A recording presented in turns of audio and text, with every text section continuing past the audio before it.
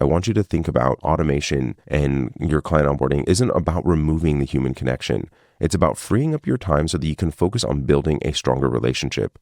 It's about making sure that you're going through thinking about the relationship and the onboarding experience so that it is consistent. By automating some of these repetitive tasks,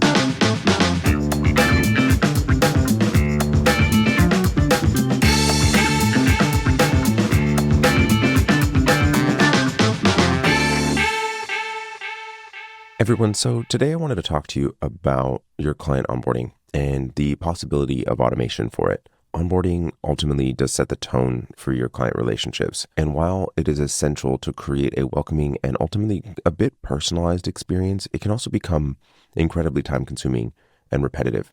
And so that's where ultimately the automation component of it comes in. And so today we're going to talk about the onboarding experience for your clients, how you can go about automation within it, templates, project management softwares, all of those sorts of things, while maintaining a personal touch. By leveraging automation, you can ultimately save time, stay consistent, and ensure that no detail actually falls through the cracks, and that you have a meaningful amount of impact with your clients. And so let's just start about talking about the onboarding experience in the first place. Here's the thing. I just want to put ourselves in the mindset and the position of your new client. And so generally speaking, we have someone that is coming in that is having a challenge, whether it's a branding challenge, a marketing challenge, a video challenge, a lead generation challenge, a website challenge, a conversion challenge, whatever it is that they have. There's a thing that they are looking to solve for. There's a pain point in their business or in themselves in their workday that is ultimately a problem for them, and they want to solve for it. And so they're coming to you to solve for this challenge. And they have gone through, likely speaking, with multiple potentials for partners. They have selected you to help them solve this challenge. And so the first thing that ultimately happens, the same way that when we go to buy like a phone at Apple, as an example, that we spend the exorbitant amount of money it is to purchase this new phone.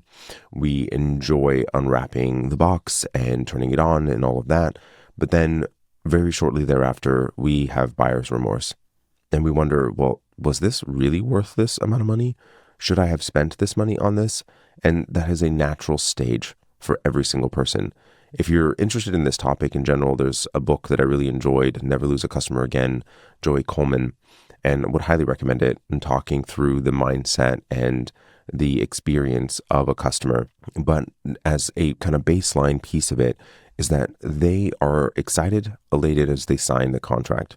That slowly dissipates. And the thing that they want to confirm is, did I make the right choice? Have I selected the right partner to help me? And that initial experience that they have is going to set the tone for the entire relationship. Is their anxiety level going to increase here? Are they going to feel comfortable that you are the expert and that they did make the right choice? And as you onboard every client, the experience that they have here is either going to highlight the worst parts of themselves or the best parts of themselves. And it's your opportunity to make sure that you have the smoothest onboarding experience for them that allows for you to be able to build trust and confidence in your agency. And that trust and confidence in any relationship is paramount. And they need to be able to feel that they can rely on you. And there is a balance between personalization and that welcoming experience, while also making sure that it's falling into your process so that you can ensure that they end up getting the end result. But I want you to actually think through the experience of a client, because if they start off, and let's play this out, if it's not done well. So let's say that they sign the contract, they're excited, they're looking forward to solving this challenge, and then they end up having a lackluster experience. And so they're now starting to micromanage, control, their anxiety levels are higher, and they're giving you over amounts of feedback, they're wanting consistent updates, they just start to really try to control the entire experience. They end up trying to break your process because they want it to fit into theirs. And that entire anxiety component ends up you going over hours on the project, more revisions of work because you didn't follow your process. The client isn't having a good experience. They're trying to micromanage you. And ultimately, they don't have the experience to do this in the first place, but they are trying to micromanage you because of their anxiety. And so it's making the outcome for them worse. It is making your experience worse. It's making you go over budget, likely making this project unprofitable. They are unhappy with you and they end up leaving. And so that is what you're creating with a bad onboarding experience. Now let's flip that on the opposite end. Same client, you bring them on, you set the appropriate expectations, You make sure that they have very clear understanding of how you're going to communicate with them, what are they going to get and when, how they're going to go about it. You understand their mind space in the actual onboarding experience, and you're managing that experience for them so their anxiety level is calmer. They're not trying to micromanage you. You can fall into the process. You don't have this excess number of revisions, excess amount of work that's ultimately needing to happen, and you have a longer term relationship with a client that ultimately does trust you and has the confidence that you're able to actually help them. And so there is a balance here that does need to happen, is that it is important that you follow your process, because that is how you're able to derive the result for the client. And it is important that you also recognize them as a human being with the emotional range that we all have, and that you're able to actually manage that experience. And there's a commonality between what that experience ultimately is. And I'm going to just insert this here for a moment.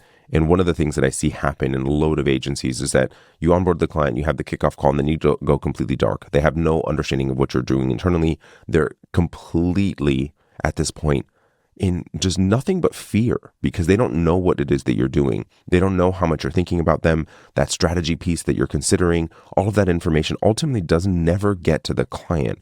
And so they're in the dark. You end up popping back up and just showing them something that you've been working on, asking for their feedback, and then you're dark again. And that is what the experience is for the vast majority of clients working with agencies. And a lot of them do not like it. Unless they've been working with agencies for a long time, they're used to this experience and they're okay with it. Largely larger organizations, they're not going to have a good experience with this, and they are going to try to micromanage you. And it's not unreasonable that they would. And there's other episodes that we talk about how to present design and all of that as well, and I would check those out, because it is very important that you're presenting your work in the actual strategy that you've been thinking about for them. But this onboarding experience for them creates for, again, as I mentioned, either the highlighting and bringing up their worst characteristics, or potentially highlighting and bringing out the best. And the way that you go about onboarding your clients is going to make this really impactful.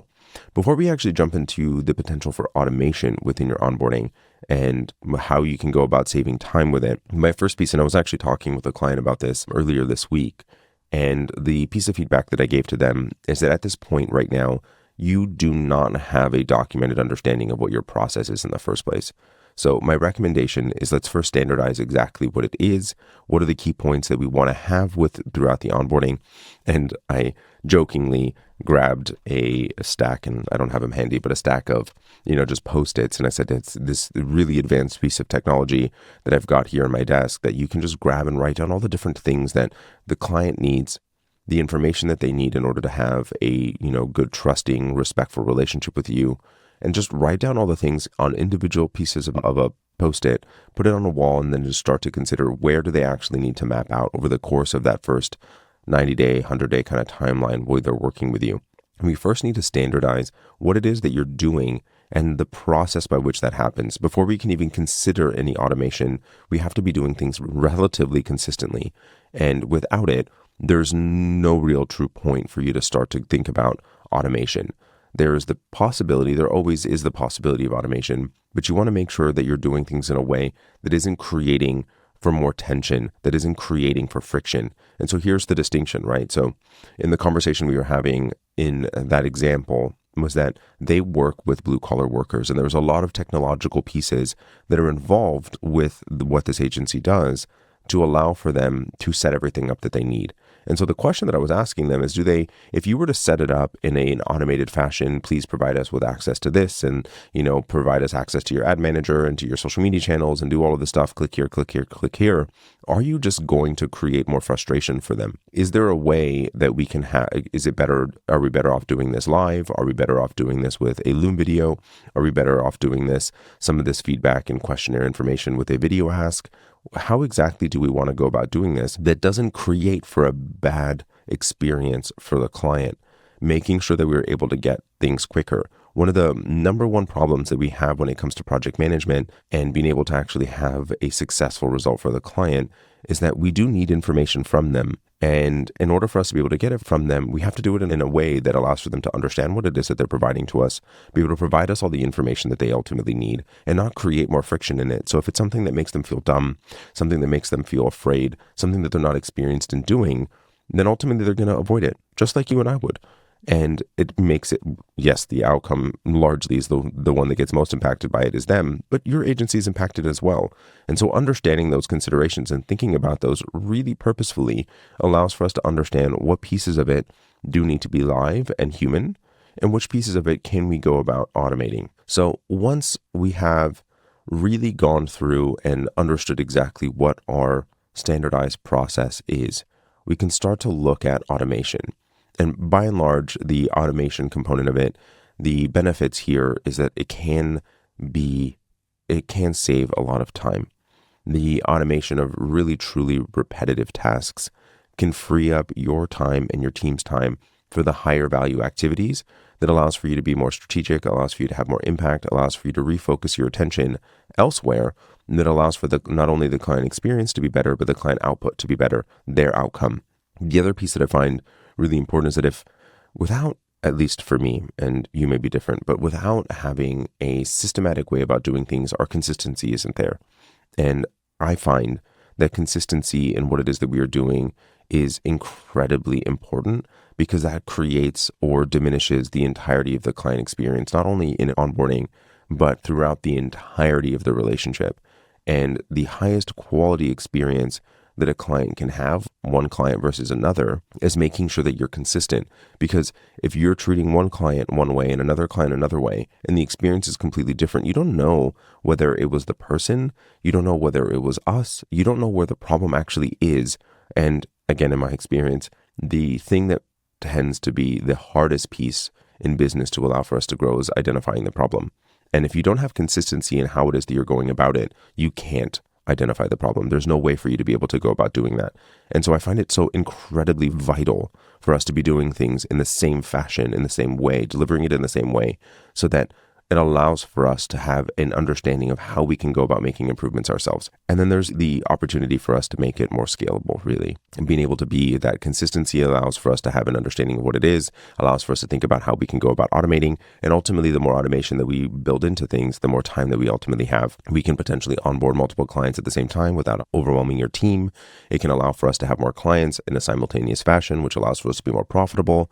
So it has some pretty far-reaching implications if we're able to onboard clients in a bit more of an automated fashion. At least leveraging software doesn't mean that every single piece of it needs to be automated, and it probably shouldn't, but allowing for us to be able to do things in a more growth-oriented mindset. So now thinking about the areas that we have as an opportunity for automation, there's a couple of pieces. And I when I'm thinking about automation, there's just the mechanism by which we go about doing things in a more scalable fashion.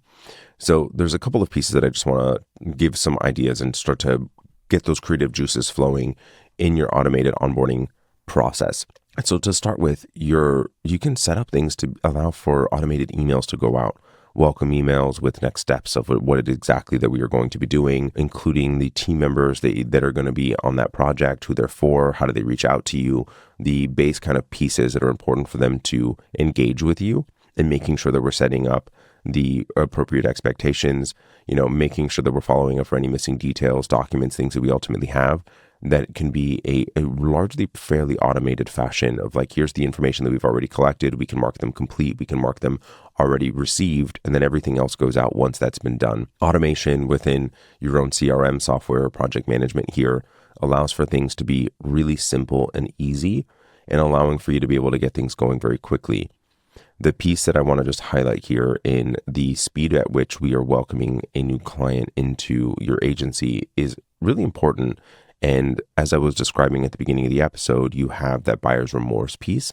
And so the quicker that you can actually get for them to go from that elated phase where they currently are to the phase where they actually understand what is going to happen next, and be able to get through that buyer's remorse feeling as quickly as possible, minimizing it as much as possible, getting them into the next phase of reward of starting to have the impact that they're looking for. We want to get through this phase as quickly as possible, and starting things off in a very quick fashion where we're able to make the best possible experience for them is really important.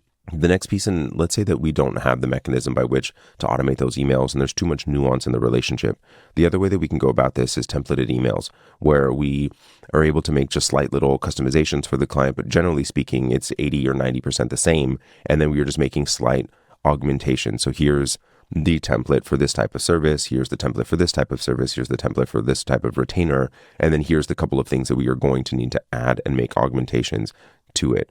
Little quick tip that you can do that we do is that we utilize our signatures as these template emails, allowing for us to be able to send out emails in a much easier fashion by being able to just like quickly insert them if you don't have that built into your CRM system as well. The other potential here is in the questionnaires. So as I mentioned earlier, obviously our success is predicated on obtaining the information from the client as well, and making sure that we're getting things going as quickly as we possibly can. And so there's loads of ways that you can go about doing this. The piece that I want to make sure that you're thinking about here is, are you making sure that you're asking questions that are not going to overwhelm the client, but that client questionnaire, that collection of information, and it could be, base brand assets, it could be, their ideal client or target audience information. It could be persona details. It could be, if you're a social media agency, what types of content do they like, who the people that they follow that they enjoy, those sorts of things that I think are really meaningful for us to be able to collect. And there's loads of different platforms that you can use, from Typeform to simple Google Forms to video asks, that allow for you to be able to have a little bit more engagement, and it feels a little bit more personal, and that you're able to have videos that you've created that gives them the context. And here's the piece that's really, really, really important here, is that context. Is how exactly am I supposed to be providing this information to you? What exactly does it look like if it's actually sent over complete, so that it allows for them to have a clear understanding? And the thing that I want you to also be thinking about is, how long is it going to take for them to complete this? Is it a 45-minute task? Is it an hour-long task? Is it a 4-hour-long task for them to collect and send it all? Is there a way for us to make it shorter? Is there a way for us to make it easier? Is there a way for us to break it up so that it doesn't feel so overwhelming? Because if I were to ask you right now, I want you to go and stop. You just signed up and you've got a load of things. You've hired a new person to help take work off of your plate. Do you have a couple of hours for you to be able to submit all the information to them? Likely not. And so I want to make sure that you're thinking about this in the appropriate fashion, in the same experience that you would have in the reverse, where you were the client. I want you to think about the experience for them. Then there's also, surveys, feedback systems, allowing for you to be able to ask for them at key milestones throughout the relationship. Hey, we finished this initial design review. We finished this initial deliverable. We finished this, initial phase of strategy, whatever the phase of the relationship is, and then sending out automated emails based on the completion of stuff within project management. And then speaking of project management, incredibly important for us, and this is the consistency piece, is onboarding checklists, who are they assigned to, timelines, task assignments to who they are going through, whether it's Asana or a Monday.com or a Rike or a Workamajig, and it doesn't really matter, and what exactly the project management software is that you're utilizing. My opinion of the best project management software is the one that you're going to use, but having them set up in a mechanism that is templatized so that you can follow things and do them consistently, that each client is going to have the exact same type of experience, that you're asking largely the same types of questions, and that there's a very clear thing that happens in a specific interval